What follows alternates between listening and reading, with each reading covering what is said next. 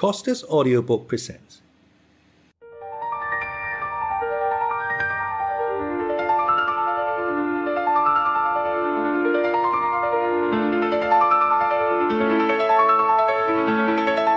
The Brothers Karamazov by Fyodor Dostoyevsky.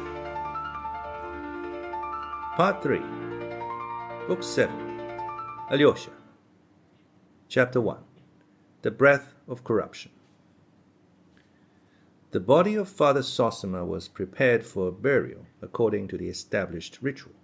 As is well known, the bodies of dead monks and hermits are not washed.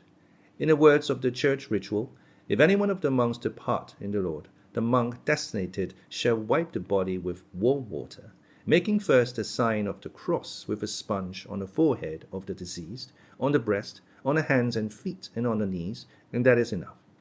All this was done by Father Piercy, who then clothed the deceased in his monastic garb and wrapped him in his cloak, which was, according to custom, somewhat slit to allow of its being folded about him in the form of a cross. On his head he put a hood with an 8-cornered cross. The hood was left open, and the dead man's face was covered with black gauze. In his hands was put an icon of the Saviour.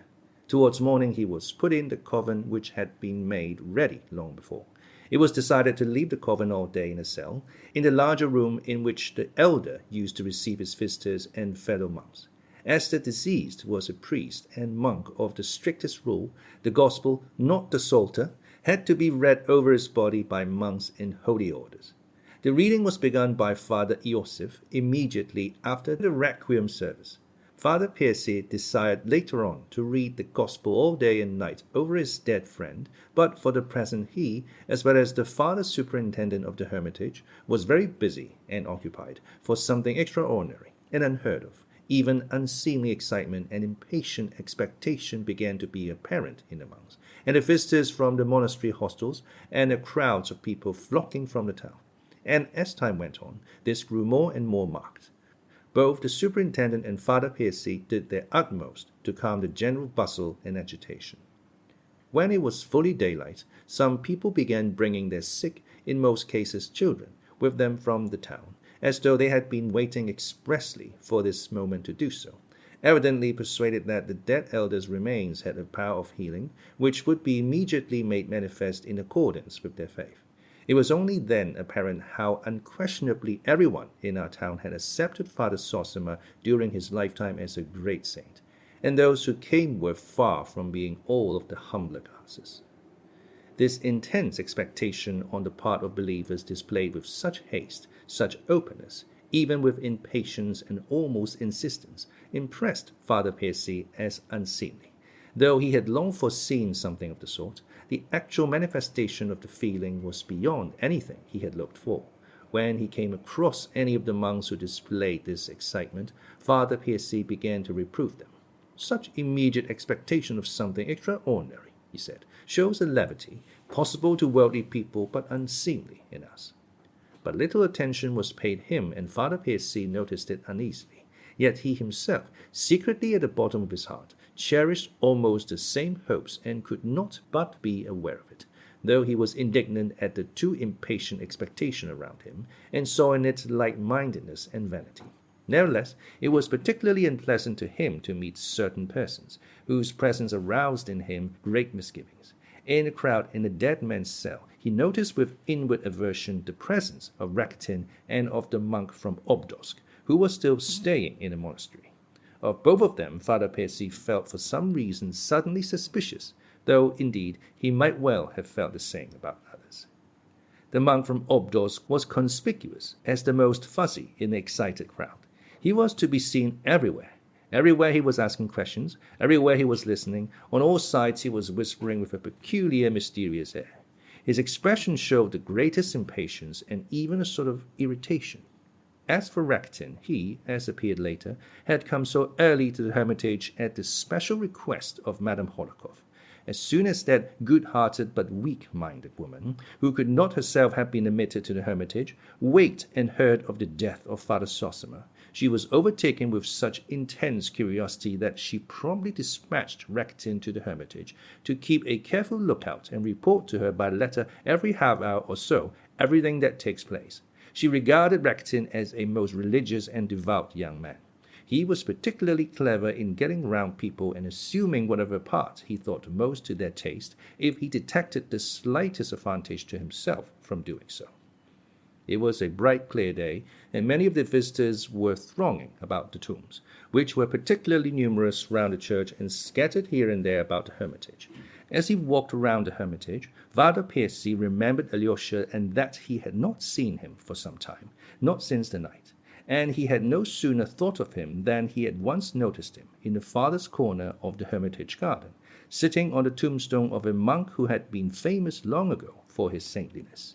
He sat with his back to the hermitage and his face to the wall, and seemed to be hiding behind the tombstone.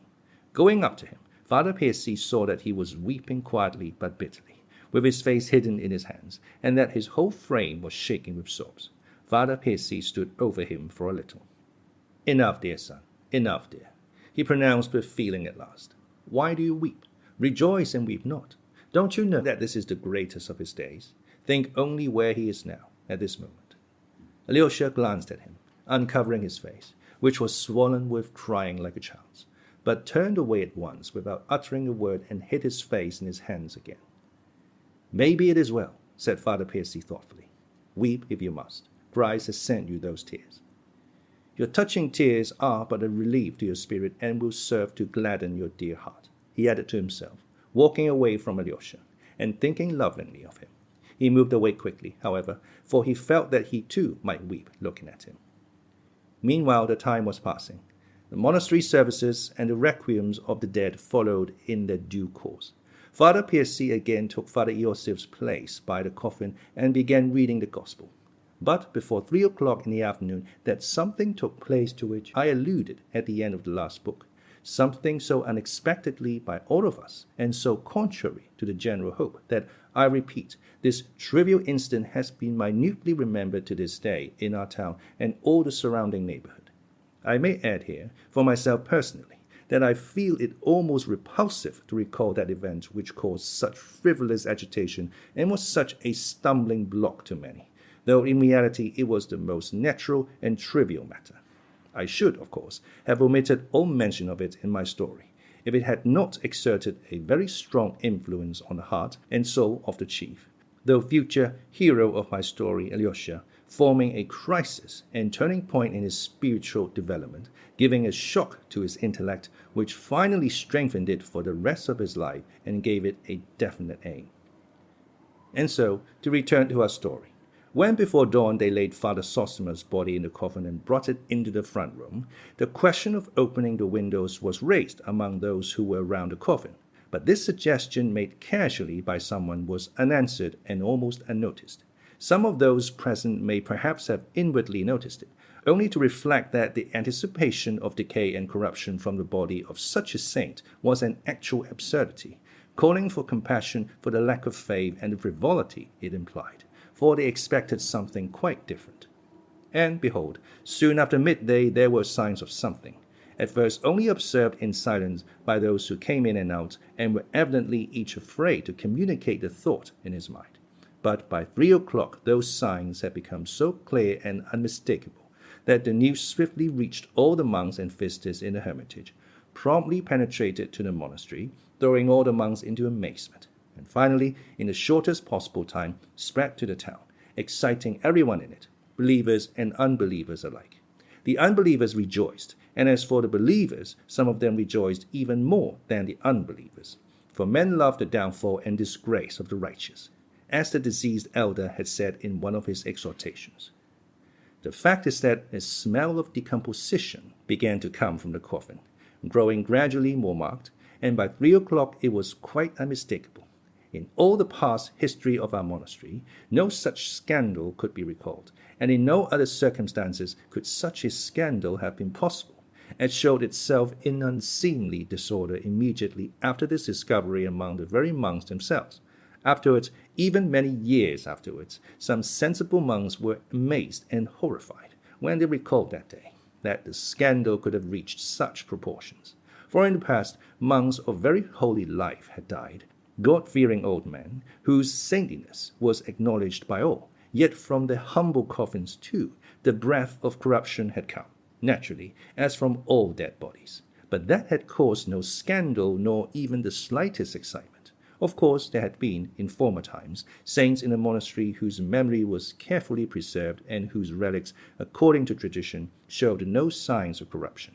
This fact was regarded by the monks as touching and mysterious, and the tradition of it was cherished as something blessed and miraculous, and as a promise, by God's grace, of still greater glory from their tombs in the future.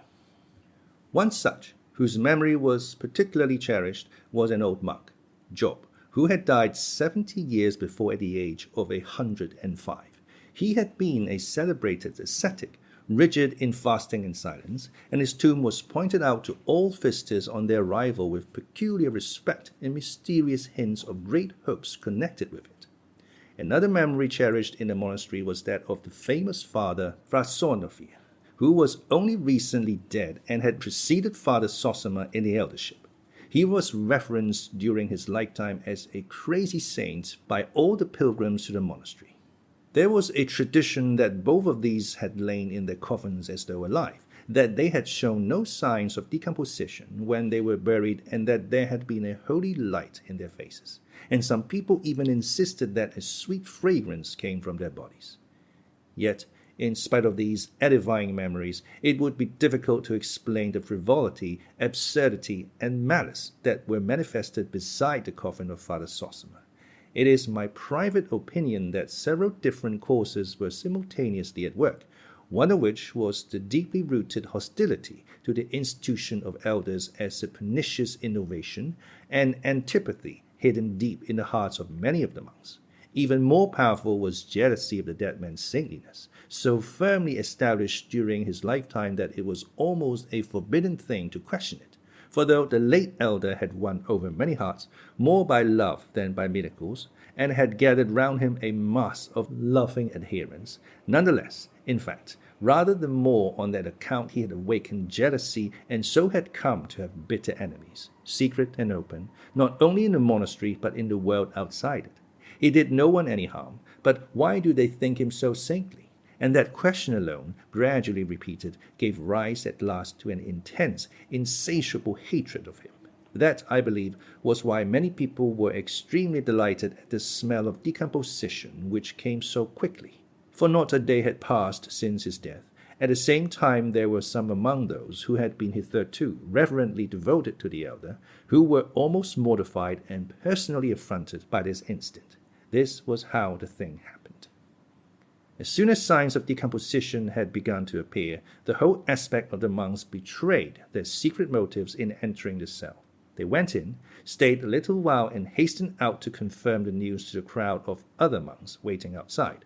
Some of the latter shook their heads mournfully, but others did not even care to conceal the delight which gleamed unmistakably in their malignant eyes.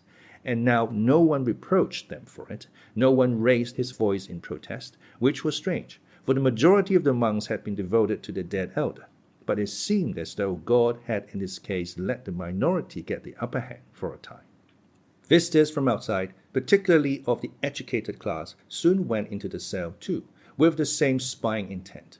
Of the peasantry, few went into the cell, though there were crowds of them at the gates of the hermitage. After 3 o'clock, the rush of worldly visitors was greatly increased, and this was no doubt owing to the shocking news. People were attracted who would not otherwise have come on that day and had not intended to come, and among them were some personages of high standing. But external decorum was still preserved, and Father Percy, with a stern face, continued firmly and distinctly reading aloud the Gospel, apparently not noticing what was taking place around him, though he had, in fact, observed something unusual long before. But at last the murmurs, first subdued but gradually louder and more confident, reached even him. It shows God's judgment is not as man's. Father Percy heard suddenly. The first to give utterance to this sentiment was a layman, an elderly official from the town, known to be a man of great piety. But he only repeated aloud what the monks had long been whispering. They had long before formulated this damning conclusion, And the worst of it was that a sort of triumphant satisfaction at that conclusion became more and more apparent every moment.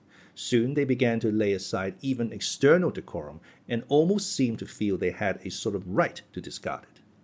And for what reason can this have happened? Some of the monks said, at first with a show of regret. He had a small frame, and his flesh was dried up on his bones. What was there to decay? It must be a sign from heaven, others hastened to add, and their opinion was adopted at once without protest. For it was pointed out, too, that if the decomposition had been natural, as in the case of every dead sinner, it would have been apparent later, after a lapse of at least 24 hours. But this premature corruption was in excess of nature, and so the finger of God was evident. It was meant for a sign. This conclusion seemed irresistible.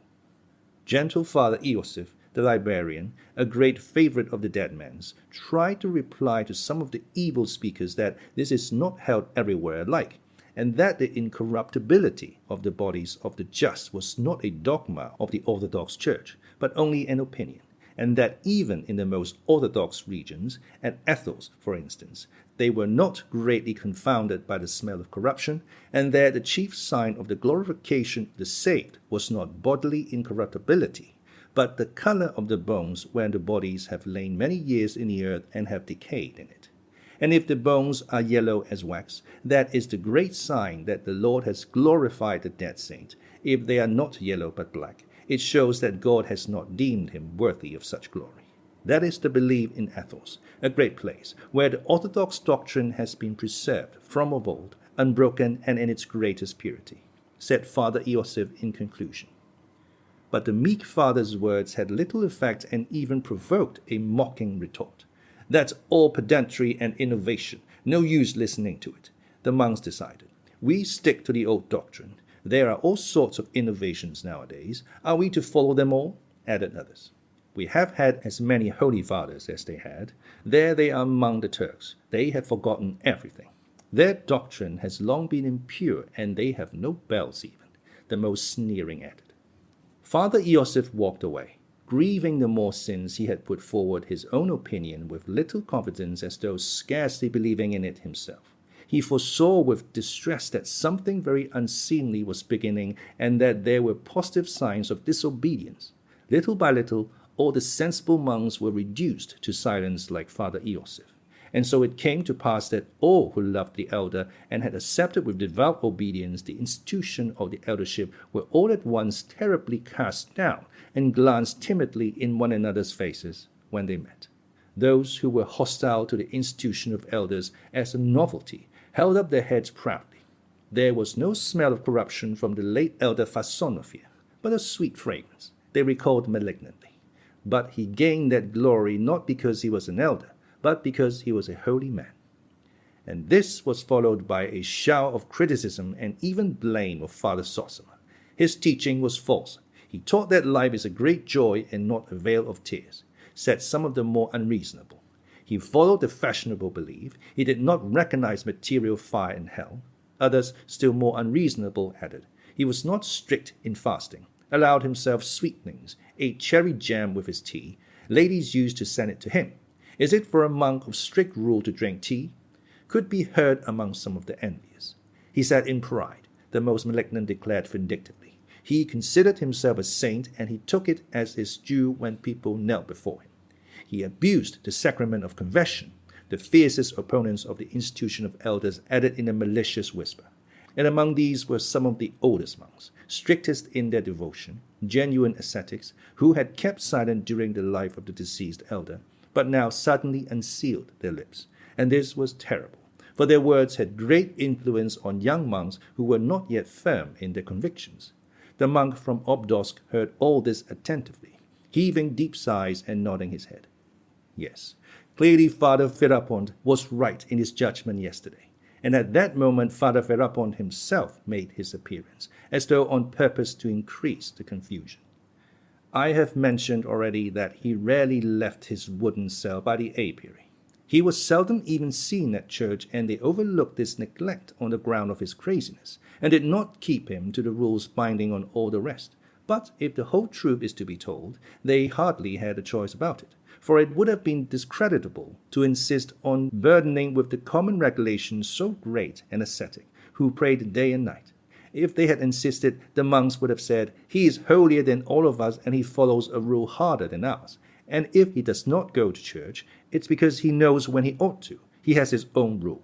It was to avoid the chance of these sinful murmurs that Father Ferapont was left in peace. As everyone was aware, Father Ferapont particularly disliked Father Zossima, and now the news had reached him in his hut that God's judgment is not the same as man's, and that something had happened which was in excess of nature. It may well be supposed that among the first to run to him with the news was the monk from Obdorsk, who had visited him the evening before and left his cell terror-stricken.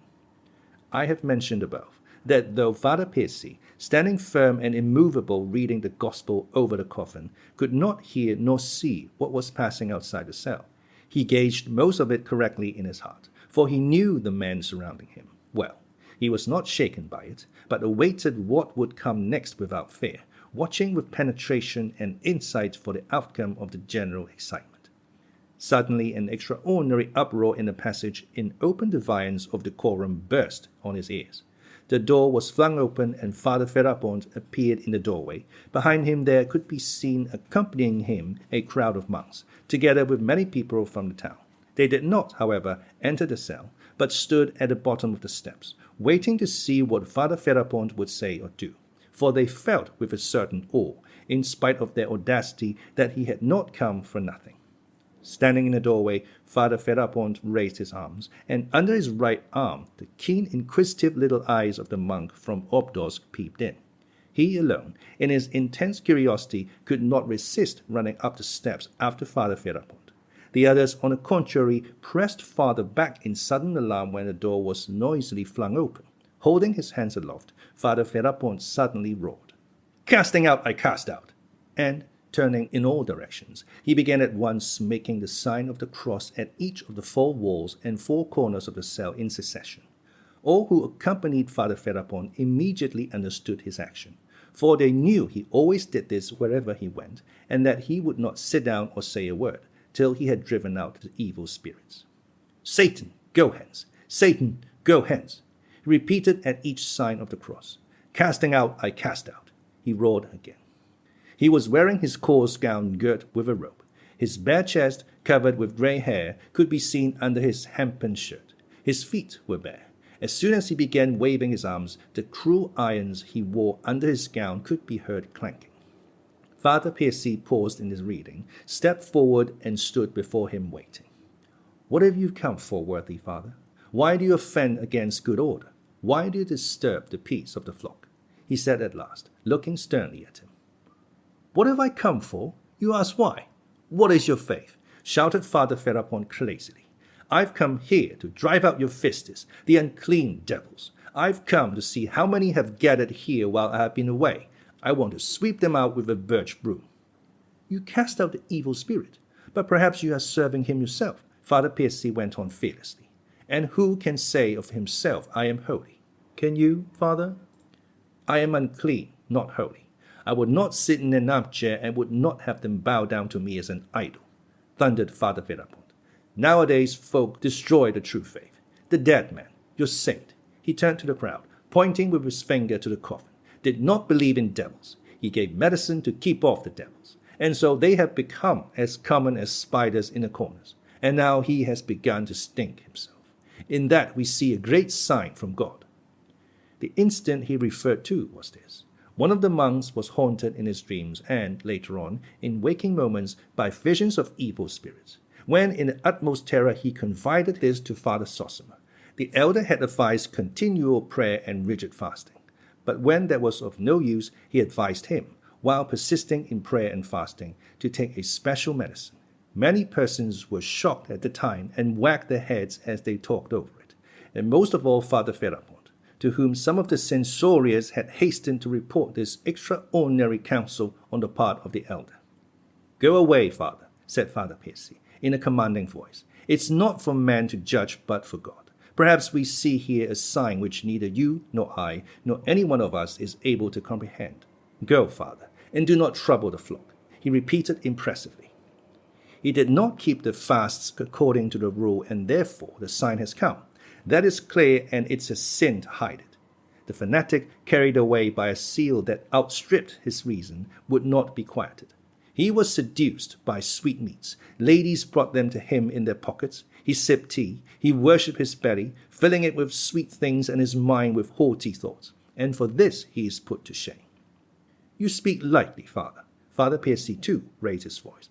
I admire your fasting and severities, but you speak lightly like some frivolous youth, fickle and childish. Go away, Father. I command you. Father Piercy thundered in conclusion. I will go, said Ferapont, seeming somewhat taken aback, but still as bitter. You learned men. You are so clever you look down upon my humbleness. I came hither with little learning, and here I have forgotten what I did know. God himself has preserved me in my weakness from your subtlety. Father Piercy stood over him, waiting resolutely. Father Ferapont paused, and suddenly leaning his cheek on his hand despondently, pronounced in a sing-song voice, looking at the coffin of the dead elder. Tomorrow they will sing over him, our helper and defender, a splendid anthem, and over me when I die all they'll sing will be what earthly joy, a little canticle. He added with tearful regret, You are proud and puffed up. This is a vain place. He shouted suddenly like a madman, and with a wave of his hand he turned quickly and quickly descended the steps. The crowd awaiting him below wavered. Some followed him at once, and some lingered, for the cell was still open, and Father Piercy, following Father Ferapont onto the steps, stood watching him. But the excited old fanatic was not completely silenced. Walking 20 steps away, he suddenly turned towards the setting sun, raised both his arms, and, as though someone had cut him down, fell to the ground with a loud scream. My God has conquered! Christ has conquered the setting sun! He shouted fanatically, stretching up his hands to the sun, and falling face downwards on the ground, he sobbed like a little child, shaken by his tears, and spread out his arms on the ground. Then all rushed up to him. There were exclamations and sympathetic sobs. A kind of frenzy seemed to take possession of them all. This is the one who is a saint. This is the one who is a holy man, some cried aloud, losing their fear. This is he who should be an elder, others added malignantly. He won't be an elder. He would refuse. He won't serve a cursed innovation. He wouldn't imitate their foolery, other voices chimed in at once. And it is hard to say how far they might have gone, but at that moment the bell rang summoning them to service. All began crossing themselves at once. Father Ferapont, too, got up and crossing himself went back to his cell without looking round, still uttering exclamations which were utterly incoherent. A few followed him, but the greater number dispersed, hastening to service. Father Piercy let Father Iosif read in his place and went down. The frantic outcries of bigots could not shake him, but his heart was suddenly filled with melancholy for some special reason, and he felt that. He stood still and suddenly wondered, why am I sad even to dejection? And immediately grasped with surprise that his sudden sadness was due to a very small and special cause. In a crowd thronging at the entrance to the cell, he had noticed Alyosha, and he remembered that he had felt at once a pang at heart on seeing him. Can that boy mean so much to my heart now? He asked himself, wondering. At that moment Alyosha passed him, hurrying away, but not in the direction of the church. Their eyes met. Alyosha quickly turned away his eyes and dropped them to the ground, and from the boy's look alone, Father Piercy guessed what a great change was taking place in him at that moment. Have you too fallen into temptation? Cried Father Piercy. Can you be with those of little faith? He added mournfully. Alyosha stood still and gazed vaguely at Father Piercy, but quickly turned his eyes away again and again looked on the ground. He stood sideways and did not turn his face to Father Piercy, who watched him attentively. Where are you hastening? The bell calls to service, he asked again, but again Alyosha gave no answer. Are you leaving the hermitage?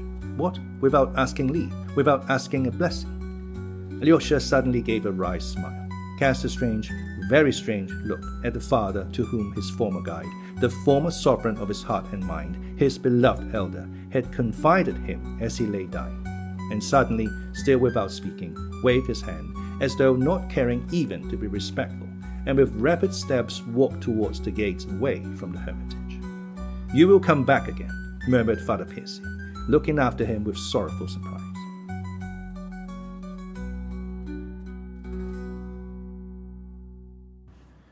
Chapter 2. A critical moment.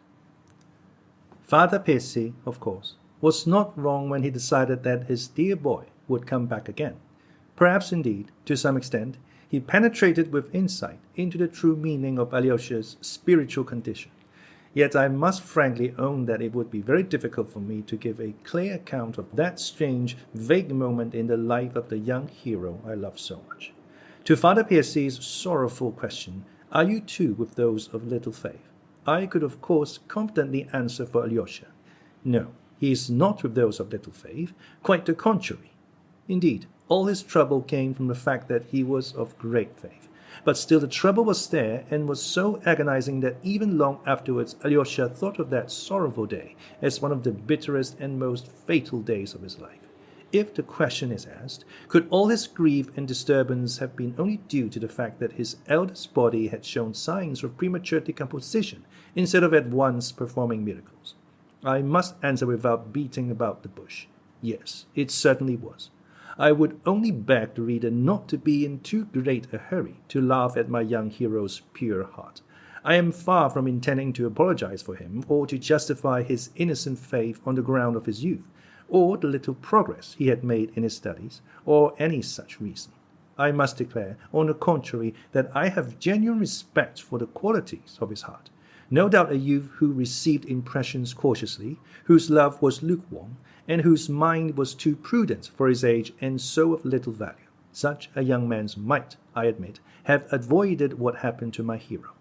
But in some cases it is really more creditable to be carried away by an emotion, however unreasonable, which springs from a great love, than to be unmoved. And it is even truer in youth, for a young man who is always sensible is to be suspected and is of little worth. That's my opinion. But reasonable people will exclaim, perhaps, every young man cannot believe in such a superstition, and your hero is no model for others.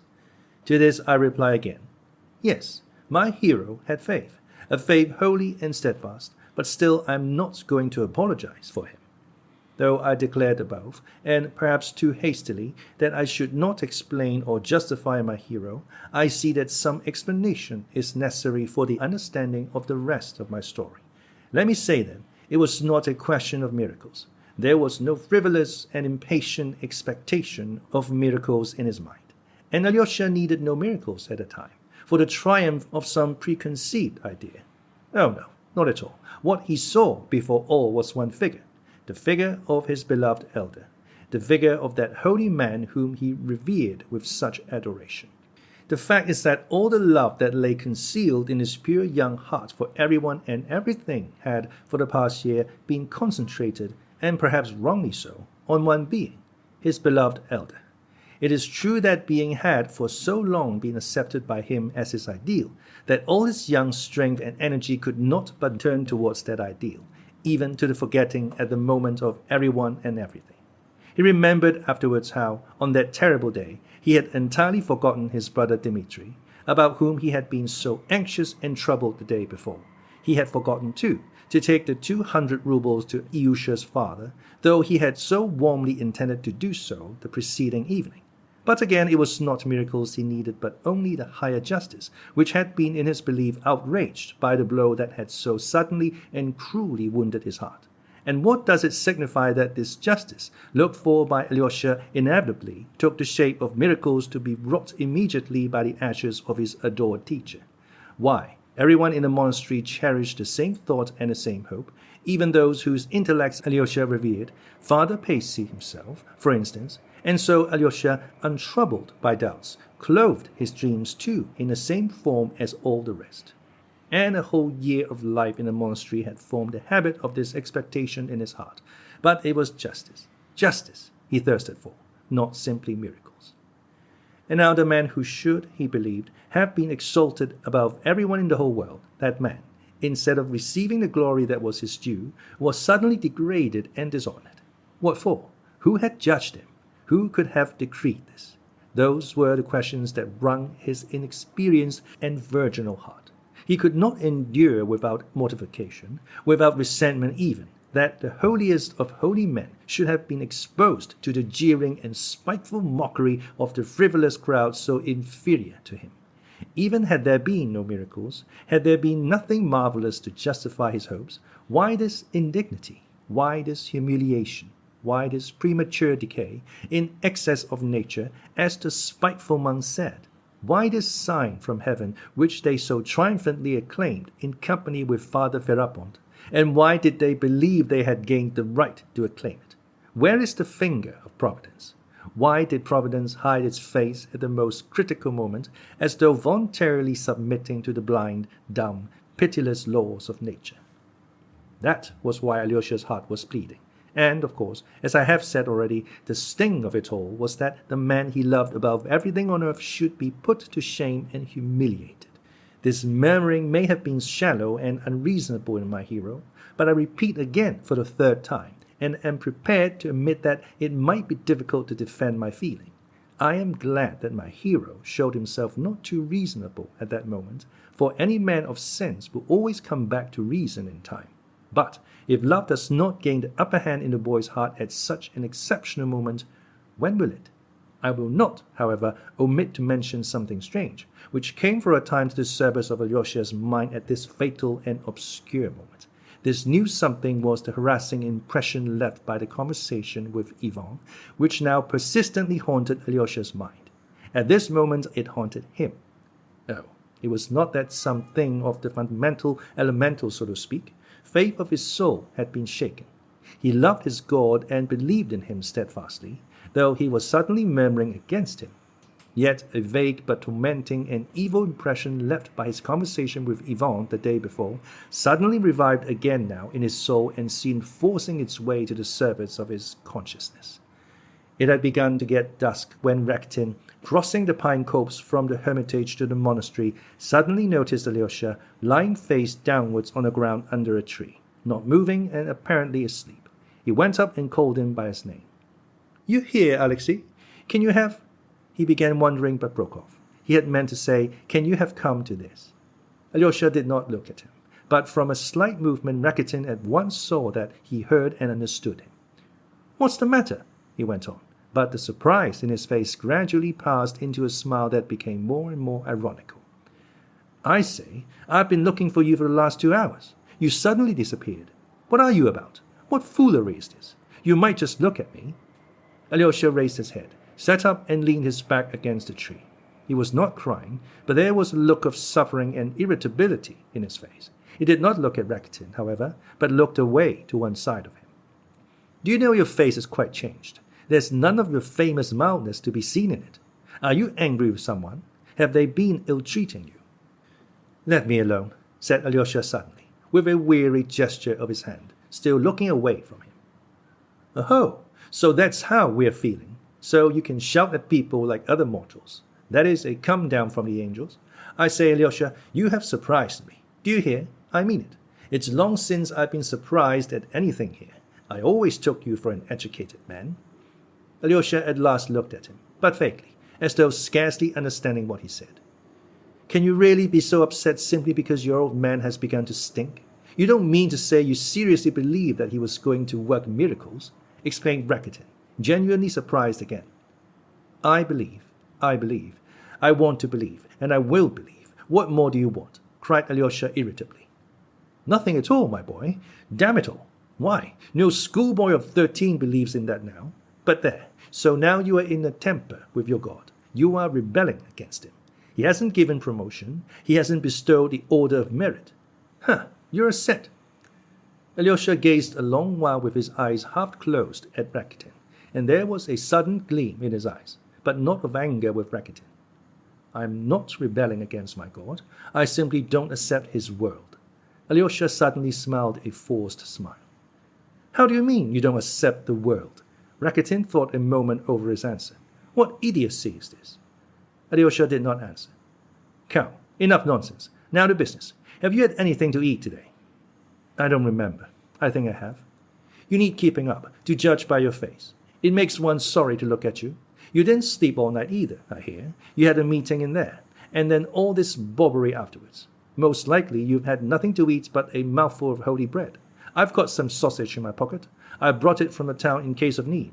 Only you won't eat sausage." "Give me some." "I say, you are going it. Why, It's a regular mutiny, with barricades. Well, my boy, we must make the most of it. Come to my place. I shouldn't mind a drop of vodka myself. I'm tired to death. Vodka is going too far for you, I suppose. Or would you like some? Give me some vodka, too. Hello! You surprised me, brother. Rakitin looked at him in amazement. Well, one way or another, vodka or sausage. This is a jolly fine chance and mustn't be missed. Come along. Alyosha got up in silence and followed Rakitin. If your little brother Ivan could see this, wouldn't he be surprised? By the way, your brother Ivan set off to Moscow this morning. Did you know? Yes, answered Alyosha listlessly, and suddenly the image of his brother Dmitri rose before his mind, but only for a minute, and though it reminded him of something that must not be put off for a moment, some duty, some terrible obligation, even that reminder made no impression on him, did not reach his heart and instantly faded out of his mind and was forgotten. But a long while afterwards, Alyosha remembered this. Your brother Ivan declared once that I was a liberal booby with no talents whatsoever. Once you, too, could not resist letting me know I was dishonorable. Well, I should like to see what your talents and sense of honor will do for you now. This phrase Rakitin finished to himself in a whisper. Listen, he said aloud. Let's go by the path beyond the monastery straight to the town. I ought to go to Madame Holokov's, by the way. Only fancy. I've written to tell her everything that happened, and would you believe it? She answered me instantly in pencil that she would never have expected such conduct from a man of such a reverend character as Father Zossima. That was her very word. Conduct. She's very angry, too. You're a set. Stay, he cried suddenly again.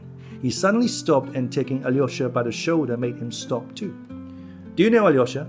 He peeped inquisitively into his eyes, absorbed in his sudden new thoughts which had dawned on him, and though he was laughing outwardly, he was evidently afraid to utter that new idea aloud. So difficult he still found it to believe in the strange and unexpected mood in which he now saw Alyosha. Alyosha, do you know where we had better go? He brought out at last timidly and insinuatingly. I don't care. Where you like. Let's go to Grushenka, eh? Will you come? Pronounced Rakitin at last, trembling with timid suspense. Let's go to Grushenka, Alyosha answered calmly. At once, and this prompt and calm agreement was such a surprise to Rakitin that he almost started back. Well, I say, he cried in amazement, but seizing Alyosha firmly by the arm, he led him along the path, still dreading that he would change his mind. They walked along in silence. Rakitin was positively afraid to talk. And how glad she will be, how delighted, he muttered, but lapsed into silence again. And indeed it was not to please Grushenka he was taking Alyosha to her. He was a practical person and never undertook anything without a prospect of gain for himself. His object in this case was twofold. First, a revengeful desire to see the downfall of the righteous, and Alyosha's fall from the saints to the sinners, over which he was already gloating in his imagination. And in the second place, he had in view a certain material gain for himself, of which more will be said later. So the critical moment has come, he thought to himself with spiteful glee, and we shall catch it on the hop, for it's just what we want.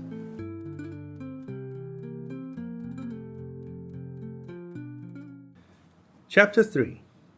An Onion. Grushenka lived in the busiest part of the town, near the cathedral square, in a small wooden lodge in the courtyard belonging to the house of the widow Morozov. The house was a large stone building of 2 stories, old and very ugly. The widow led a secluded life with her 2 unmarried nieces, who were also elderly women.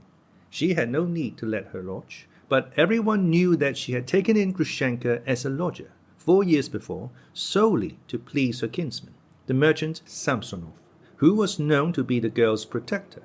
It was said that the jealous old man's object in placing his favorite with the widow Morozov was that the old woman would keep a sharp eye on her new lodger's conduct. But this sharp eye soon proved to be unnecessary, and in the end the widow Morozov seldom met Grushenka and did not worry her by looking after her in any way. It is true that 4 years had passed since the old man had brought the slim, delicate, shy, timid, dreamy, and sad girl of 18 from the chief town of the province, and much had happened since then. Little was known of the girl's history in the town, and that little was vague. Nothing more had been learnt during the last 4 years.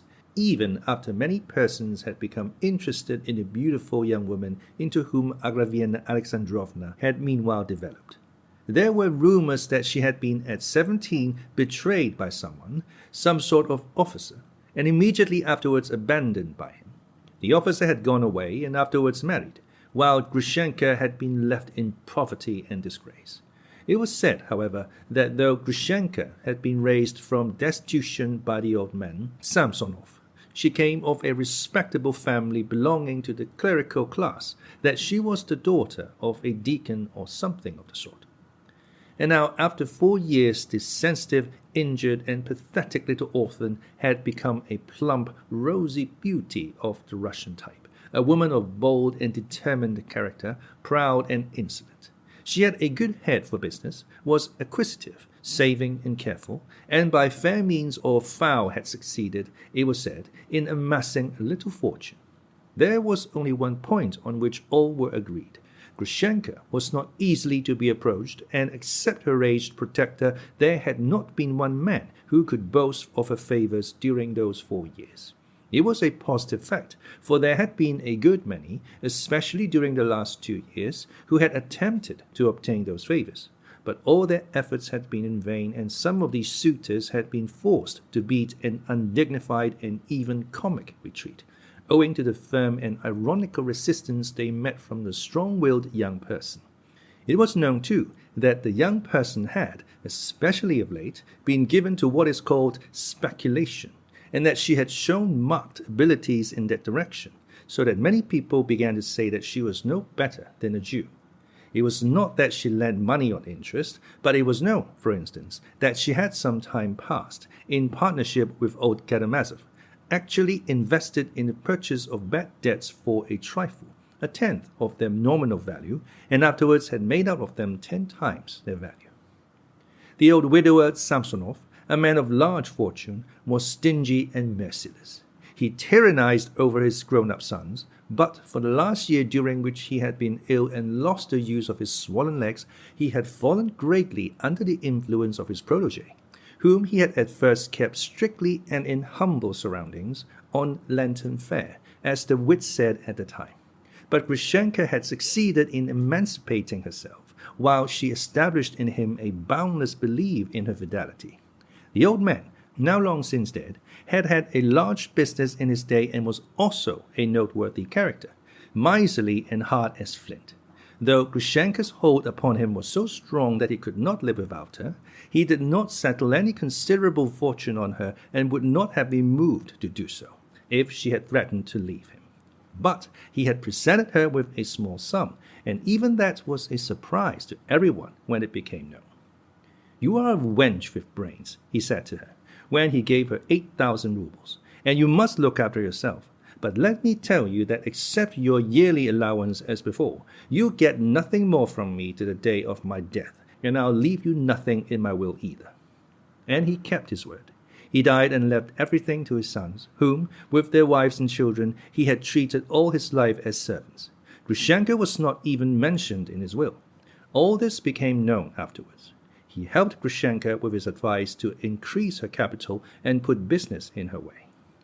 When Fyodor Pavlovich, who first came into contact with Grushenka over a piece of speculation, ended to his own surprise by falling madly in love with her, old Samsonov, gravely ill as he was immensely amused. It is remarkable that throughout their whole acquaintance, Grushenka was absolutely and spontaneously open with the old man, and he seems to have been the only person in the world with whom she was so. Of late, when Dmitri too had come on the scene with his love, the old man left off laughing. On the contrary, he once gave Grushenka a stern and earnest piece of advice. "If you have to choose between the two, father or son, you'd better choose the old man. If only you make sure the old scoundrel will marry you and settle some fortune on your forehead. But don't keep on with the captain. You'll get no good out of that." These were the very words of the old profligate, who felt already that his death was not far off and who actually died 5 months later.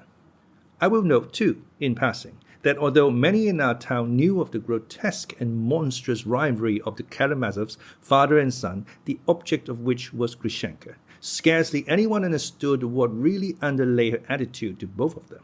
Even Grushenka's 2 servants testified in court that she received Dmitri Fyodorovich simply from fear because he threatened to murder her. These servants were an old cook, invalidish and almost deaf, who came from Grushenka's old home, and her granddaughter, a smart young girl of 20, who performed the duties of a maid. Grushenka lived very economically, and her surroundings were anything but luxurious. Her lodge consisted of 3 rooms furnished with mahogany furniture in the fashion of 1820, belonging to her landlady.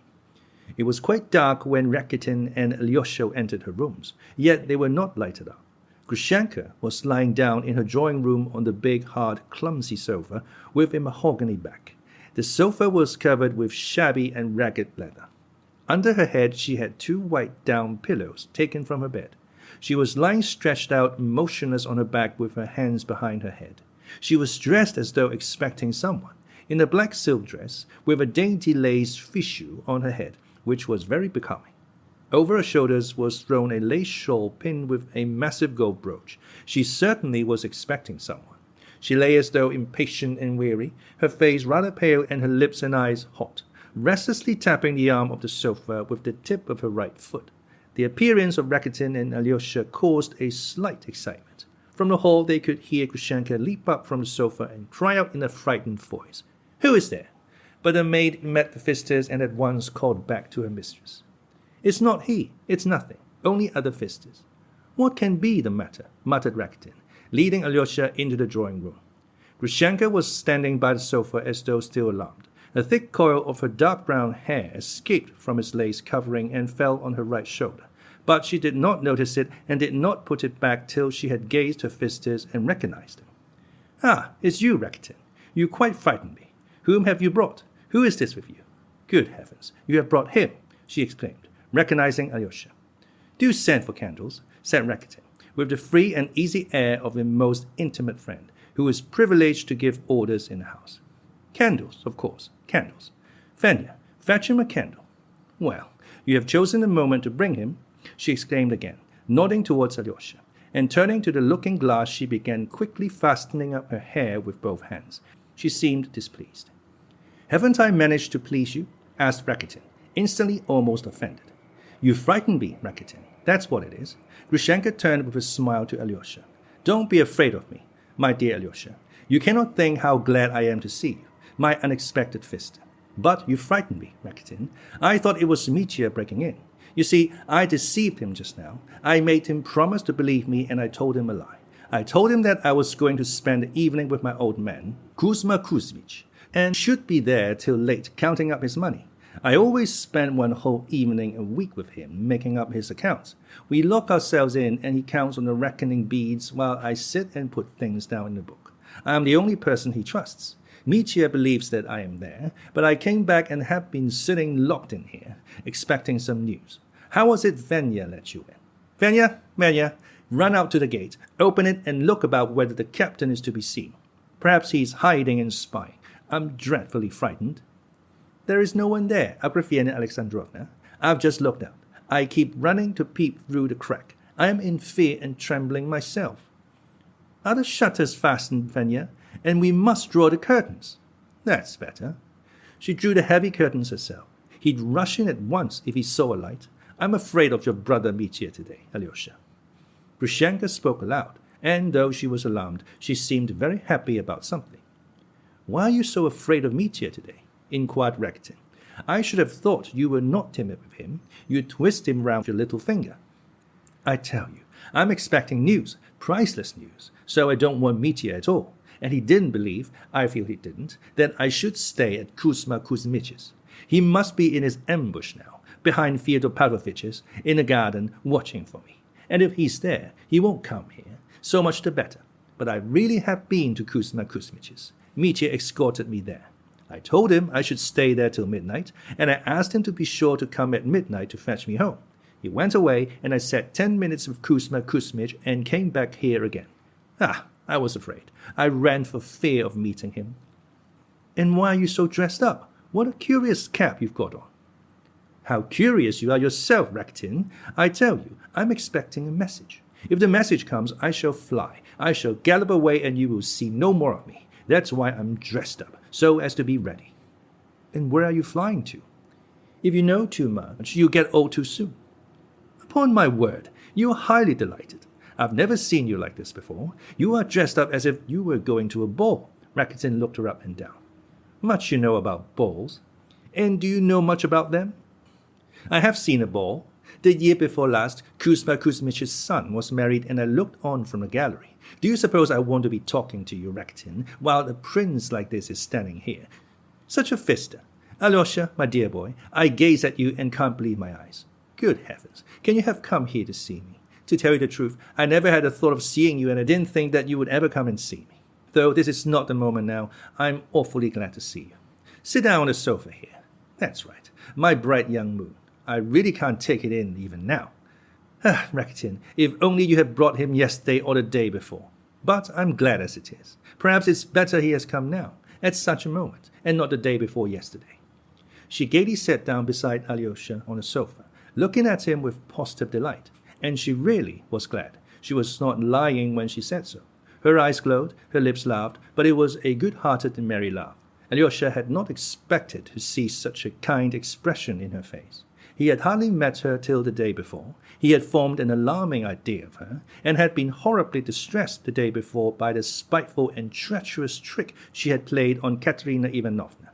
He was greatly surprised to find her now altogether different from what he had expected, and, crushed as he was by his own sorrow, his eyes involuntarily rested on her with attention. Her whole manner seemed changed for the better since yesterday. There was scarcely any trace of that mawkish sweetness in her speech, of that voluptuous softness in her movements. Everything was simple and good-natured. Her gestures were rapid, direct, confiding, but she was greatly excited. Dear me, how everything comes together today, she chatted on again, and why I'm so glad to see you, Alyosha. I couldn't say myself. If you asked me, I couldn't tell you. Come, don't you know why you're glad? Said Rakitin, grinning. You used to be always pestering me to bring him. You'd some object, I suppose. I had a different object once, but now it's over. This is not the moment. I say, I want you to have something nice. I am so good-natured now. You sit down too, Rakitin. Why are you standing? You sit down already. There's no fear of Rakitin's forgetting to look after himself. Look, Alyosha, he's sitting there opposite us, so offended that I didn't ask him to sit down before you. Rakitin is such a one to take offense, laughed Grushenka. Don't be angry, Rakitin. I'm kind today. Why are you so depressed, Alyosha? Are you afraid of me? She peeped into his eyes with merry mockery. He's sad. The promotion has not been given, boomed Rakitin. What promotion? His elder stings. What? You are talking some nonsense. You want to say something nasty. Be quiet, you stupid. Let me sit on your knee, Alyosha, like this. She suddenly skipped forward and jumped, laughing, on his knee, like a nestling kitten, with her right arm about his neck. I'll cheer you up, my pious boy. Yes, really. Will you let me sit on your knee? You won't be angry? If you tell me, I'll get off. Alyosha did not speak. He sat afraid to move. He heard her words. If you tell me, I'll get off. But he did not answer.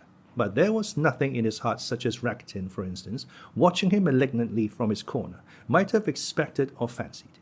The great grieve in his heart swallowed up every sensation that might have been aroused, and if only he could have thought clearly at that moment, he would have realized that he had now the strongest armor to protect him from every lust and temptation. Yet in spite of the fake irresponsiveness of his spiritual condition and the sorrow that overwhelmed him, he could not help wondering at a new and strange sensation in his heart.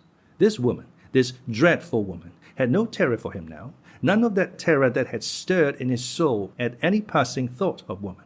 On the contrary, this woman, dreaded above all women, sitting now on his knee, holding him in her arms, aroused in him now a quite different, unexpected, peculiar feeling.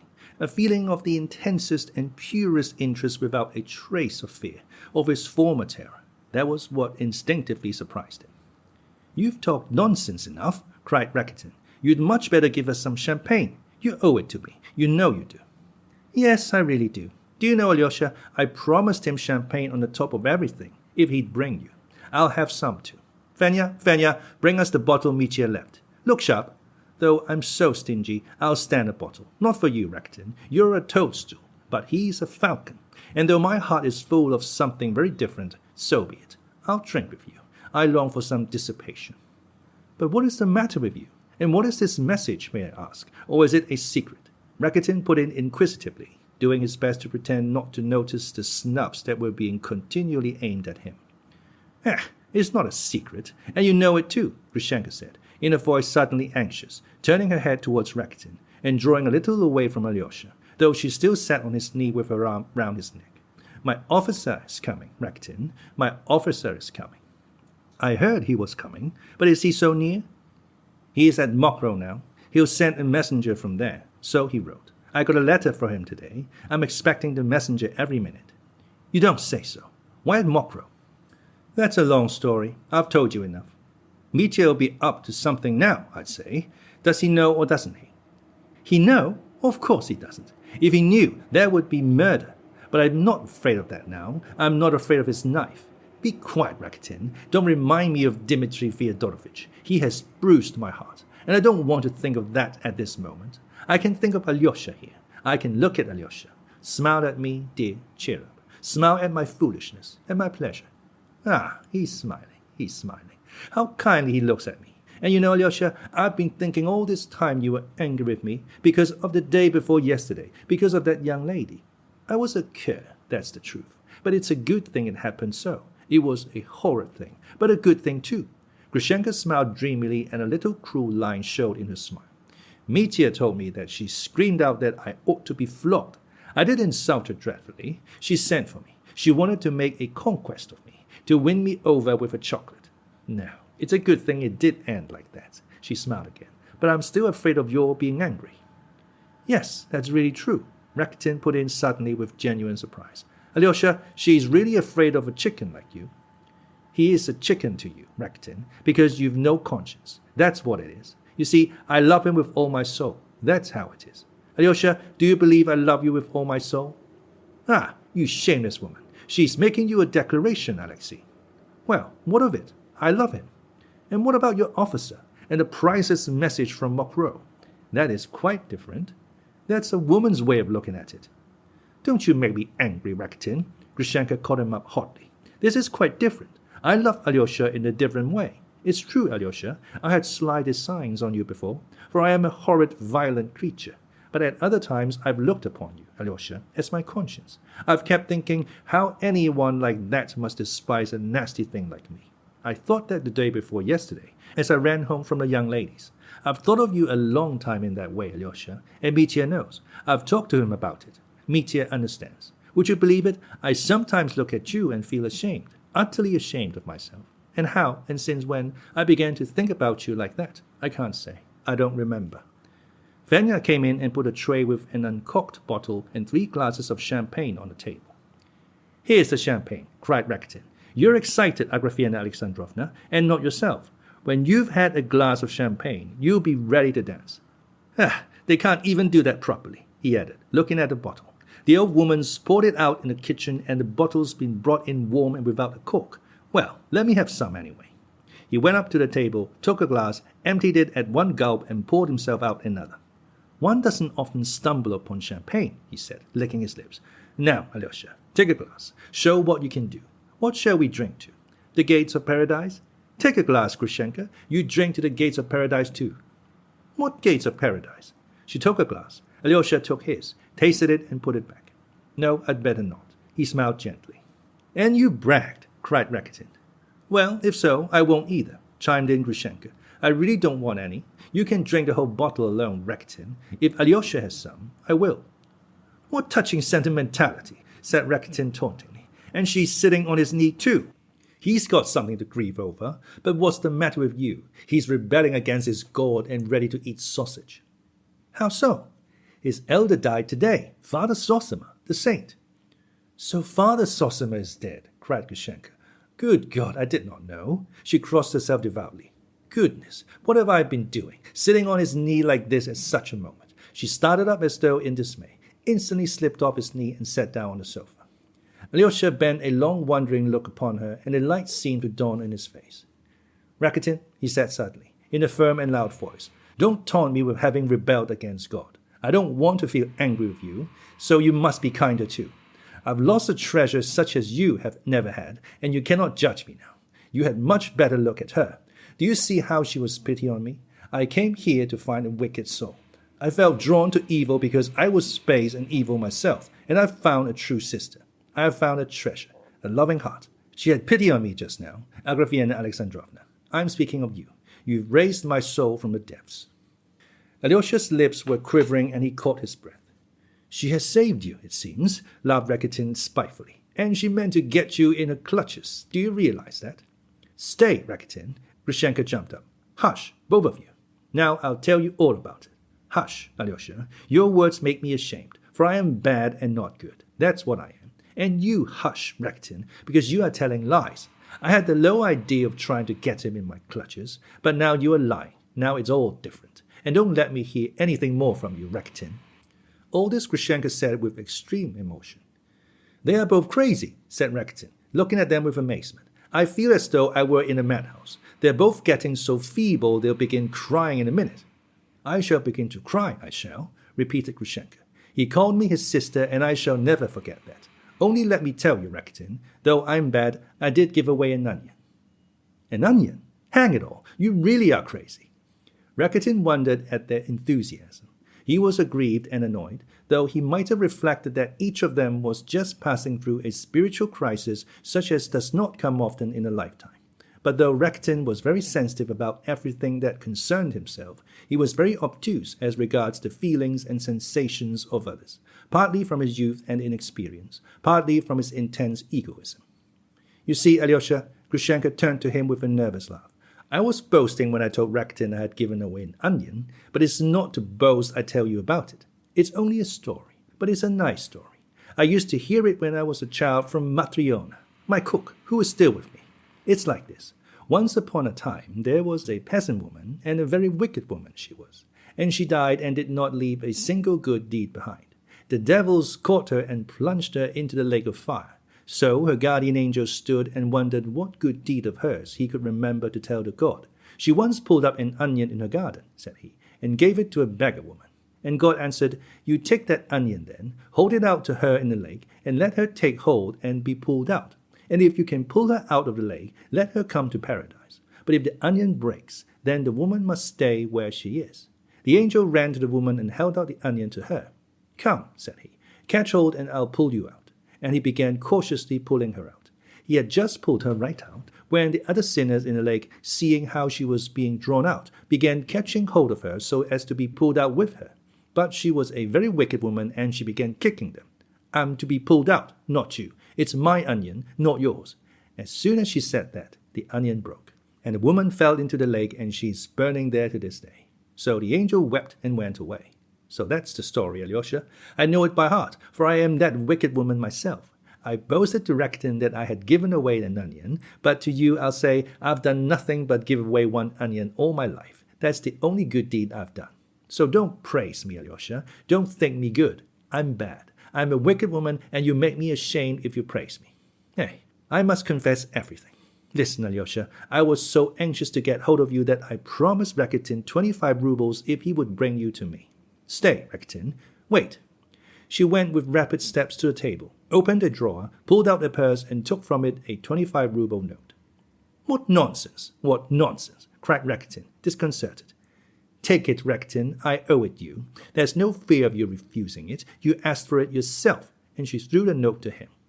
"Likely I should refuse it," boomed Rakitin, obviously abashed, but carrying off his confusion with a swagger. "That will come in very handy. Fools are made for wise men's profit. And now hold your tongue, Rakitin. What I'm going to say now is not for your ears. Sit down in that corner and keep quiet. You don't like us, so hold your tongue." "What should I like you for?" Rakitin snarled, not concealing his ill humor. He put the 25-ruble note in his pocket, and he felt ashamed at Alyosha seeing it. He had reckoned on receiving his payment later, without Alyosha's knowing of it, and now, feeling ashamed, he lost his temper. Till that moment he had thought it discreet not to contradict Grushenka too flatly in spite of her snubbing, since he had something to get out of her. But now he too was angry. "One loves people for some reason, but what have either of you done for me? You should love people without a reason, as Alyosha does. How does he love you? How has he shown it, that you make such a fuss about it?" Grushenka was standing in the middle of the room. She spoke with heat, and there were hysterical notes in her voice. "Hush, Rakitin, you know nothing about us, and don't dare to speak to me like that again. How dare you be so familiar? sit in that corner and be quiet, as though you were my footman. And now, Alyosha, I'll tell you the whole truth, that you may see what a wretch I am. I'm not talking to Rakitin, but to you. I wanted to ruin you, Alyosha. That's the holy truth. I quite meant to. I wanted to so much that I bribed Rakitin to bring you. And why did I want to do such a thing? You knew nothing about it, Alyosha. You turned away from me. If you passed me, you dropped your eyes. And I've looked at you 100 times before today. I began asking everyone about you. Your face haunted my heart. He despised me, I thought. He won't even look at me. And I felt it so much at last that I wondered at myself for being so frightened of a boy. I'll get him in my clutches and laugh at him. I was full of spite and anger. Would you believe it? Nobody here dares talk or think of coming to Agrafena Alexandrovna with any evil purpose. Oh, Kuzma is the only man I have anything to do with here. I was bound and sold to him. Satan brought us together. But there has been no one else. But looking at you, I thought, I'll get him in my clutches and laugh at him. You see what a spiteful cur I am, and you called me your sister. And now that man who wronged me has come, I sit here waiting for a message from him. And do you know what that man has been to me? 5 years ago, when Kuzma brought me here, I used to shut myself up that no one might have sight or sound of me. I was a silly slip of a girl. I used to sit here sobbing. I used to lie awake all night thinking, where is he now, the man who wronged me? He is laughing at me with another woman, most likely. If only I could see him. If I could meet him again, I'd pay him out. I'd pay him out. At night, I used to lie sobbing into my pillow in the dark, and I used to brood over it. I used to tear my heart on purpose and gloat over my anger. I'll pay him out. I'll pay him out. That's what I used to cry out in the dark. And when I suddenly thought that I should really do nothing to him, and that he was laughing at me then, or perhaps had utterly forgotten me, I would fling myself on the floor, melt into helpless tears, and lie there shaking till dawn. In the morning, I would get up more spiteful than a dog, ready to tear the whole world to pieces. And then what do you think? I began saving money. I became hard-hearted, grew stout, grew wiser, would you say? No. No one in the whole world sees it. No one knows it. But when night comes on, I sometimes lie as I did 5 years ago, when I was a silly girl, clenching my teeth and crying all night, thinking, I'll pay him out. I'll pay him out. Do you hear? Well then, now you understand me. A month ago a letter came to me. He was coming. He was a widower. He wanted to see me. It took my breath away. Then I suddenly thought, if he comes and whistles to call me, I shall creep back to him like a beaten dog. I couldn't believe myself. Am I so abject? Should I run to him or not? And I've been in such a rage with myself all this month that I am worse than I was 5 years ago. Do you see now, Alyosha, what a violent, vindictive creature I am? I've shown you the whole truth. I played with Mitya to keep me from running to that other. Hush, Rakitin. It's not for you to judge me. I'm not speaking to you. Before you came in, I was lying here waiting, brooding, deciding my whole future life, and you can never know what was in my heart. Yes, Alyosha, tell your young lady not to be angry with me for what happened the day before yesterday. Nobody in the whole world knows what I'm going through now, and no one ever can know, for perhaps I shall take a knife with me today. I can't make up my mind. And at this tragic phrase, Grushenka broke down, hid her face in her hands, flung herself on the sofa pillows, and sobbed like a little child. Alyosha got up and went to Rakitin. Misha, he said, don't be angry. She wounded you, but don't be angry. You heard what she said just now. You mustn't ask too much of human endurance. One must be merciful. Alyosha said this at the instinctive prompting of his heart. He felt obliged to speak, and he turned to Rakitin. If Rakitin had not been there, he would have spoken to the air. But Rakitin looked at him ironically, and Alyosha stopped short. You were so primed up with your elders' teaching last night that now you have to let it off on me, Alexei. Man of God, said Rakitin, with a smile of hatred. Don't laugh, Rakitin. Don't smile. Don't talk of the dead. He was better than anyone in the world, cried Alyosha, with tears in his voice. I didn't speak to you as a judge, but as the lowest of the judged. What am I beside her? I came here seeking my ruin, and said to myself, what does it matter? In my cowardliness, but she, after 5 years in torment, as soon as anyone says a word from the heart to her, it makes her forget everything, forgive everything, in her tears. The man who has wronged her has come back. He sends for her, and she forgives him everything, and hastens joyfully to meet him, and she won't take a knife of her. She won't. No, I'm not like that. I don't know whether you are, Misha, but I'm not like that. It's a lesson to me. She is more loving than we. Have you heard her speak before of what she has just told us? No, you haven't. If you had, you'd have understood her long ago. And a person insulted the day before yesterday must forgive her too. She will, when she knows, and she shall know. This soul is not yet at peace with itself. One must be tender with it. There may be a treasure in that soul. Alyosha stopped, because he caught his breath. In spite of his ill humor, Rakitin looked at him with astonishment. He had never expected such a tirade from the gentle Alyosha. She's found someone to plead her cause. Why? Are you in love with her? Agrafena Alexandrovna, are monks really in love with you? You've made a conquest, he cried, with a coarse laugh. Grushenka lifted her head from the pillow and looked at Alyosha with her tender smile shining on her tear-stained face. Let him alone, Alyosha, my cherub. You see what he is. He is not a person for you to speak to. Mikhail Osipavich. She turned to Rakitin. I meant to beg your pardon for being rude to you, but now I don't want to. Alyosha, come to me. Sit down here. She beckoned to him with a happy smile. That's right. Sit here. Tell me. She shook him by the hand and peeped into his face, smiling. Tell me, do I love that man or not?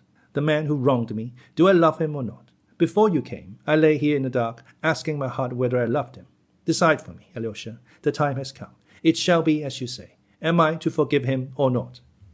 But you have forgiven him already, said Alyosha, smiling.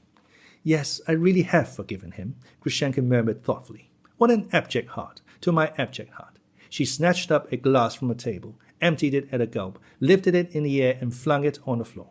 The glass broke with a crash. A little cruel line came into her smile. Perhaps I haven't forgiven him, though, she said, with a sort of menace in her voice, and she dropped her eyes to the ground as though she were talking to herself. Perhaps my heart is only getting ready to forgive. I shall struggle with my heart, you see, Alyosha. I've grown to love my tears in these 5 years. Perhaps I only love my resentment, not him. Well, I shouldn't care to be in his shoes, hissed Rakitin. Well, you won't be, Rakitin. You'll never be in his shoes. You shall black my shoes, Rakitin. That's the place you are fit for. You'll never get a woman like me. And he won't either, perhaps. Won't he? Then why are you dressed up like that? Said Rakitin, with a venomous sneer. Don't taunt me with dressing up, Rakitin. You don't know all that is in my heart. If I choose to tear off my finery, I'll tear it off at once, this minute, she cried in a resonant voice. You don't know what that finery is for, Rakitin. Perhaps I shall see him and say, have you ever seen me look like this before? He left me a thin, consumptive crybaby of 17. I'll sit by him, fascinate him, and work him up.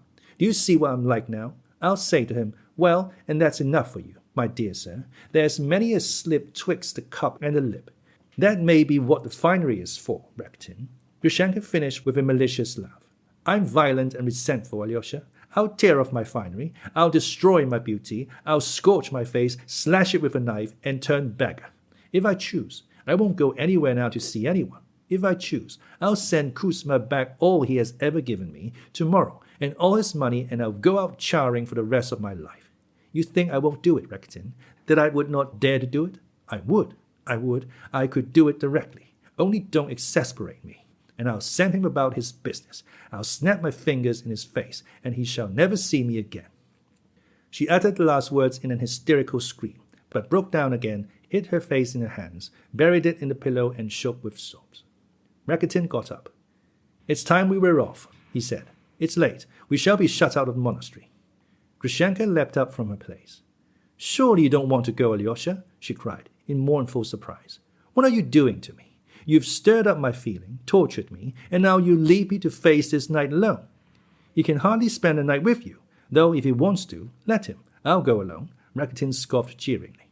Hush, evil tongue, Grushenka cried angrily at him. You never said such words to me as he has come to say. What has he said to you so special? Asked Rakitin irritably. I can't say. I don't know. I don't know what he said to me. It went straight to my heart. He has wrung my heart. He is the first, the only one who has pitied me. That's what it is. Why did you not come before, you angel? She fell on her knees before him as though in a sudden frenzy. I've been waiting all my life for someone like you. I knew that someone like you would come and forgive me. I believed that. Nasty as I am, someone would really love me, not only with a shameful love. What have I done to you? Answered Alyosha, bending over her with a tender smile, and gently taking her by the hands. I only gave you an onion. Nothing but a tiny little onion. That was all. He was moved to tears himself as he said it. At that moment there was a sudden noise in the passage. Someone came into the hall.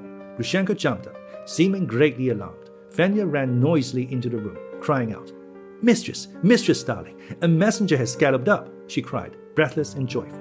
"A carriage from Mokrow for you.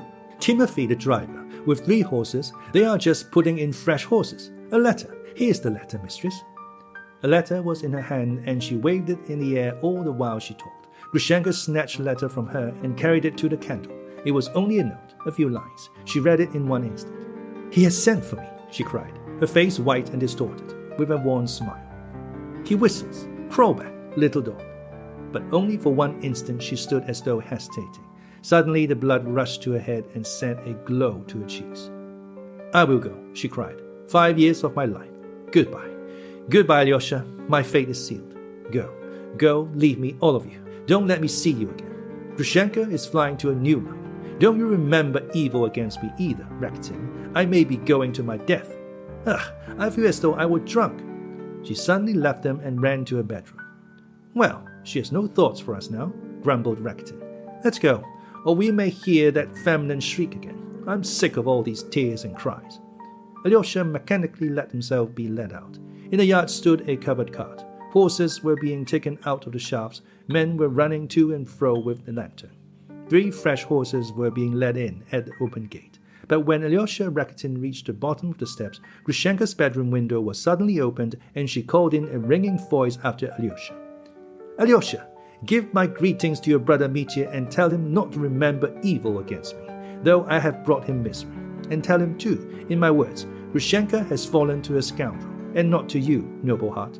And add too, that Grushenka loved him only 1 hour, only 1 short hour she loved him. So let him remember that hour all his life.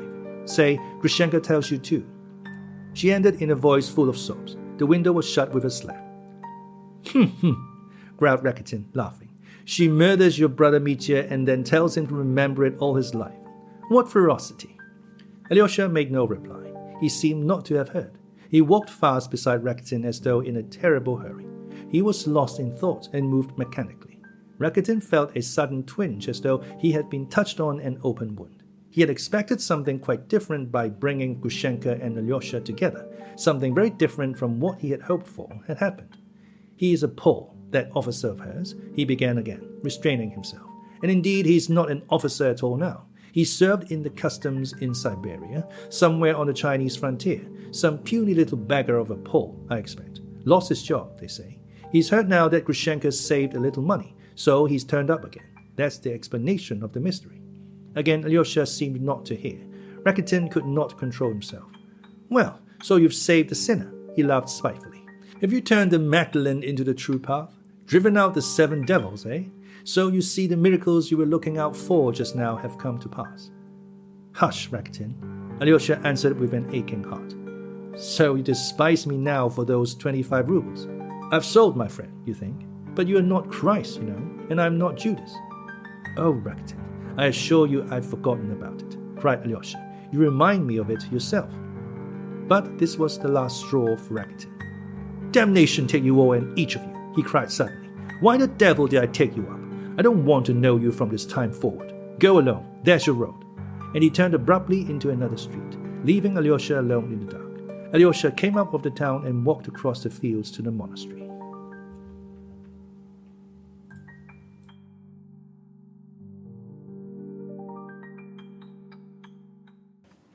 Chapter 4. Cana of Galilee. It was late, according to the monastery ideas, when Alyosha returned to the hermitage. The doorkeeper let him in by a special entrance. It had struck 9 o'clock, the hour of rest and repose after a day of such agitation for all. Alyosha timidly opened the door and went into the elder's cell, where his coffin was now standing. There was no one in the cell but Father Piercy, reading the Gospel in solitude over the coffin, and a young novice Porphyry, who, exhausted by the previous night's conversation and the disturbing incidents of the day, was sleeping the deep sound sleep of youth on the floor of the other room. Though Father Piercy heard Alyosha come in, he did not even look in his direction. Alyosha turned to the right from the door to the corner, fell on his knees, and began to pray. His soul was overflowing, but with mingled feelings. No single sensation stood out distinctly. On the contrary, one drove out another in a slow, continual rotation. but there was a sweetness in his heart, and, strange to say, Alyosha was not surprised at it. Again he saw that coffin before him, the hidden dead figure so precious to him, but the weeping and poignant grief of the morning was no longer aching his soul. As soon as he came in, he fell down before the coffin as before a holy shrine. But joy was glowing in his mind and in his heart. The one window of the cell was open, the air was fresh and cool, so the smell must have become stronger if they opened the window, thought Alyosha. But even this thought of the smell of corruption, which had seemed to him so awful and humiliating a few hours before, no longer made him feel miserable or indignant. He began quietly praying, but he soon felt that he was praying almost mechanically. Fragments of thought floated through his soul, flashed like stars, and went out again at once, to be succeeded by others. But yet there was reigning in his soul a sense of the wholeness of things, something steadfast and comforting, and he was aware of it himself. Sometimes he began praying ardently. He longed to pour out his thankfulness and love. But when he had begun to pray, he passed suddenly to something else, and sank into thought, forgetting both the prayer and what had interrupted it. He began listening to what Father Percy was reading, but worn out with exhaustion, he gradually began to doze. And the third day there was a marriage in Cana of Galilee, read Father Percy, and the mother of Jesus was there, and both Jesus was called, and his disciples, to the marriage. Marriage? What's that? A marriage? Floated whirling through Alyosha's mind. There is happiness for her too. She has gone to the feast. No, she has not taken the knife. That was only a tragic face. Well, tragic faces should be forgiven. They must be. Tragic faces comfort the heart. Without them, sorrow would be too heavy for men to bear. Rakitin has gone off to the back alley. As long as Rakitin broods over his wrongs, he will always go off the back alley. But the high road, the road is wide and straight and bright as crystal, and the sun is at the end of it. Ah, what's being read? And when they wanted wine, the mother of Jesus saved unto him. They have no wine. Alyosha heard. Ah, yes, I was missing that, and I didn't want to miss it. I love that passage. It's Cana of Galilee, the first miracle. Ah, that miracle. Ah, that sweet miracle. It was not men's grief, but their joy Christ visited. He worked his first miracle to help men's gladness. He who loves men loves their gladness too. He was always repeating that. It was one of his leading ideas. There's no living without joy, Mitya says. Yes, Mitya. Everything that is true and good is always full of forgiveness. He used to say that too. Jesus saith unto her, Woman, what has it to do with thee or me? Mine hour is not yet come. His mother saith unto the servants, Whatsoever he saith unto you, do it. Do it. Gladness. The gladness of some poor, very poor people. Of course they were poor, since they hadn't wine enough even at a wedding. The historians write that, in those days, the people living about the lake of Gennesaret were the poorest that can possibly be imagined. And another great heart, that other great being, his mother, knew that he had come not only to make his great terrible sacrifice. She knew that his heart was open even to the simple, artless merrymaking of some obscure and unlearned people, who had warmly bidden him to their poor wedding. Mine hour is not yet come, he said, with a soft smile. And, indeed, was it to make wine abundant at poor weddings he had come down to earth? And yet he went and did as she asked him. Ah, he is reading again. Jesus saith unto them, Fill the water pots with water, and they filled them up to the brim. And he saith unto them, Draw out now, and bear unto the governor of the feast. And they bare it.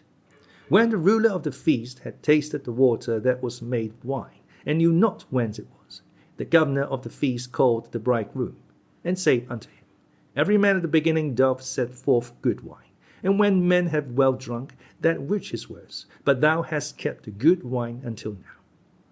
But what's this? What's this? Why is the room growing wider? Ah, yes, it's the marriage, the wedding. Yes, of course. Here are the guests, here are the young couple sitting, and a merry crowd, and where is the wise governor of the feast? But who is this? Who? Again the walls are receding. Who is getting up there from the great table? What? He here too. But he's in a coffin. But he's here too. He has stood up. He sees me. He's coming here. God! Yes, he came up to him. To him, he, the little thin old man, with tiny wrinkles on his face, joyful and laughing softly. There was no coffin now, and he was in the same dress as he had worn yesterday sitting with them, when the visitors had gathered about him. His face was uncovered, his eyes were shining. How was this then? He too had been called to the feast. He too at the marriage of Cana in Galilee. Yes, my dear, I'm called, too, called and bidden. He heard a soft voice saying over him, Why have you hidden yourself here, out of sight? You come and join us, too. It was his voice, the voice of Father Zossima, and it must be he, since he called him. The elder raised Alyosha by the hand, and he rose from his knees. We are rejoicing, the little thin old man went on. We are drinking the new wine, the wine of new great gladness. Do you see how many guests? Here are the bride and bridegroom. Here is the wise governor of the feast. He is tasting the new wine. Why do you wonder at me? I gave an onion to a beggar, so I too am here. And many here have given only one onion each, only one little onion. What are all our deeds? And you, my gentle one, you, my kind boy, you too have known how to give a famished woman an onion today. Begin your work, dear one. Begin it, gentle one. Do you see our son? Do you see him? I'm afraid. I dare not look, whispered Alyosha. Do not fear him. He is terrible in his greatness, awful in his sublimity, but infinitely merciful. He has made himself like unto us from love and rejoices with us. He is changing the water into wine, that the gladness of the guests may not be cut short. He is expecting new guests. He is calling new ones unceasingly forever and ever. There they are bringing new wine. Do you see they are bringing the vessels? Something glowed in Alyosha's heart. Something filled it till it ached. Tears of rapture rose from his soul. He stretched out his hands, uttered a cry, and waked up. Again the coffin, the open window, and the soft, solemn, distinct reading of the Gospel. But Alyosha did not listen to the reading. It was strange. He had fallen asleep on his knees, but now he was on his feet, and suddenly, as though thrown forward, with 3 firm, rapid steps he went right up to the coffin.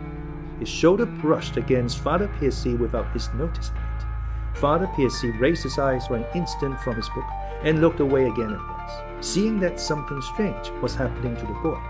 Alyosha gazed for half a minute at the coffin, at the covered, motionless dead man that lay in the coffin, with the icon on his breast and the peaked cap with the octangular cross on his head. He had only just been hearing his voice, and that voice was still ringing in his ears.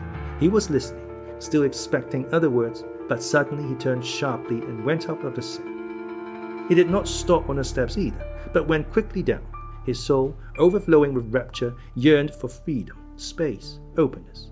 The vault of heaven, full of soft, shining stars, stretched vast and fathomless above him. The Milky Way ran in 2 pale streams from the zenith to the horizon. The fresh, motionless, still night enfolded the earth. The white towers and golden domes of the cathedral gleamed out against the sapphire sky. The gorgeous autumn flowers in the beds round the house were slumbering till morning. The silence of earth seemed to melt into the silence of the heavens. The mystery of earth was one with the mystery of the stars. Alyosha stood, gazed, and suddenly threw himself down on the earth. He did not know why he embraced it. He could not have told why he longed so irresistibly to kiss it all. But he kissed it weeping, sobbing and watering it with his tears, and vowed passionately to love it forever and ever. Watered the earth with the tears of joy and loved those tears, echoed in his soul. What was he weeping over? Oh, in his rapture he was weeping even over those stars, which were shining to him from the abyss of space, and he was not ashamed of that ecstasy. There seemed to be threads from all those innumerable worlds of God, linking his soul to them, and it was trembling all over in contact with other worlds. He longed to forgive everyone and for everything, and to beg forgiveness. Oh, not for himself, but for all men, for all and for everything. And others are praying for me too, echoed again in his soul. But with every instant he felt clearly and, as it were, tangibly, that something firm and unshakable as that vault of heaven had entered into his soul. It was as though some idea had seized the sovereignty of his mind, and it was for all his life and forever and ever. He had fallen on the earth a weak boy, but he rose up a resolute champion, and he knew and felt it suddenly at the very moment of his ecstasy.